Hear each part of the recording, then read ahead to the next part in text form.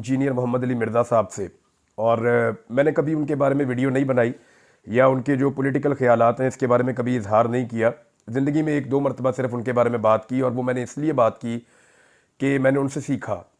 और ये एक्चुअली मुझे आज इसलिए बात करनी पड़ रही है कि मैं एक गाड़ी में ट्रैवल कर रहा था और हम गाड़ी में जितने लोग मौजूद थे उनमें अक्सरियत इंजीनियर साहब को सुनने वालों की थी, और अचानक उनका एक क्लिप जो है वो चल गया, और उनका जो क्लिप है उसके अंदर कुछ पॉलिटिकल बातें थी। वो बातें सुनने के बाद मुझे ऐसा लगा कि इसके ऊपर मुझे ज़रूर बात करनी चाहिए और इंजीनियर साहब को कुछ चीज़ों के हक़ाइक़ बताने चाहिए। देखिए, मैं पहले तो ये आपको बता दूं कि मैं उनका फॉलोअर रहा हूं और मैं उनको सुनता रहा हूं। मैंने जब बाकायदा नमाज़ पढ़ना शुरू की आज से कई साल पहले, तो उस वक्त मैं इंजीनियर मोहम्मद अली मिर्ज़ा साहब को, दीगर कुछ और उलमा इकराम को और मौलाना तारिक जमील साहब को मैं बड़ी बाकायदगी से सुनता था, और मैंने इन सब लोगों से, उलमा इकराम से कुछ ना कुछ सीखा। लिहाजा इन सब का बड़ा एहतराम मेरे दिल के अंदर मौजूद है।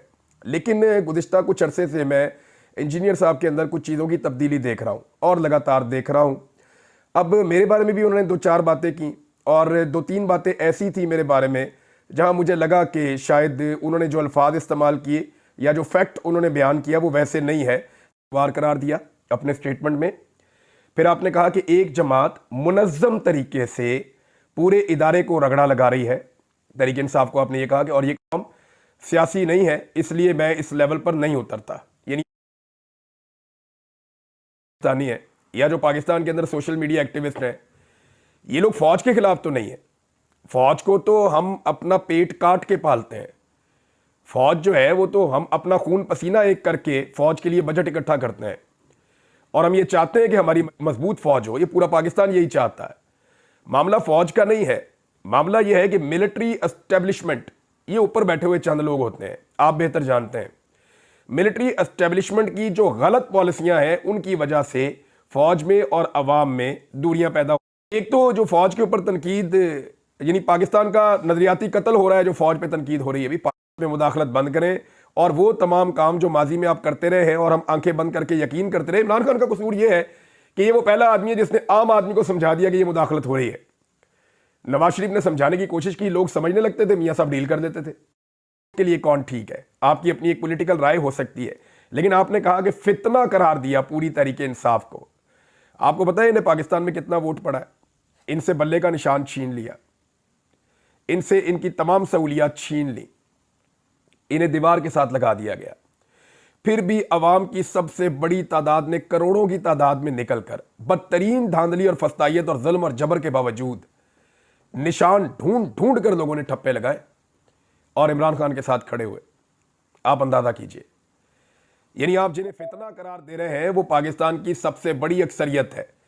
इस तरह तो इंजीनियर साहब, बड़ी माजरत के साथ, आपको भी लोग फितना कहते हैं, तो आपका उसके ऊपर दिल नहीं दुखता, आपको तकलीफ नहीं होती? गर्दगी उठाकर देख लें। ऐसा नहीं है कि इमरान खान मिलिट्री एस्टेब्लिशमेंट के साथ एक पेज पे नहीं था, इमरान खान भी था। ये लेकर आ गए पीका के मामले के अंदर। मैं पहले इसके हक में था, आज भी हूं कि सख्त कवानीन बनने चाहिए, लेकिन भाई कोई अदालत तो हो ना जिसके अंदर आप जाएं बाद में। ये तो कानून बना ही नहीं, लाकानूनियत आ गई है, काला तरीन काम हो गया है। पहले आप बोलते थे जब पीटीआई के दौर में ये आ रहा था, आज आप उसके ऊपर बात करने को तैयार नहीं है। पार्लियामान पर हमला हुआ, उसके ऊपर आप नहीं बोले। औरतों और बच्चों को अगवा किया गया इस मुल्क में एक आईनी तरमीम के लिए, वहां आपने माफी का नहीं कहा।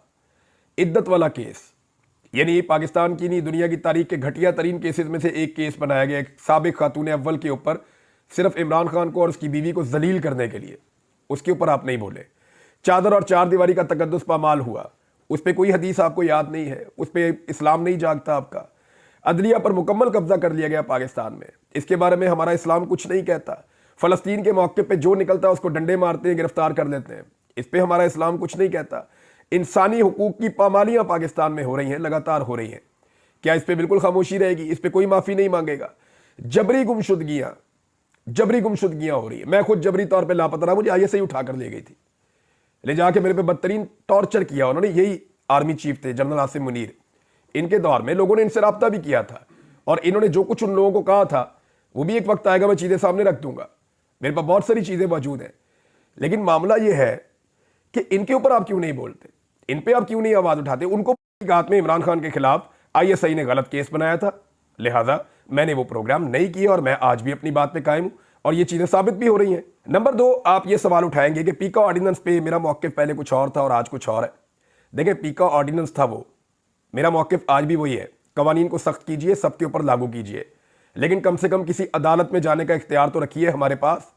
ये नहीं होना चाहिए कि एक खास तबके को पीसने के लिए आज पूरी दुनिया का जो वर्ल्ड रिकॉर्ड है वो ये बता रहा है कि गजा के बाद पाकिस्तान में सहाफ़ी सबसे ज़्यादा गैर महफूज है।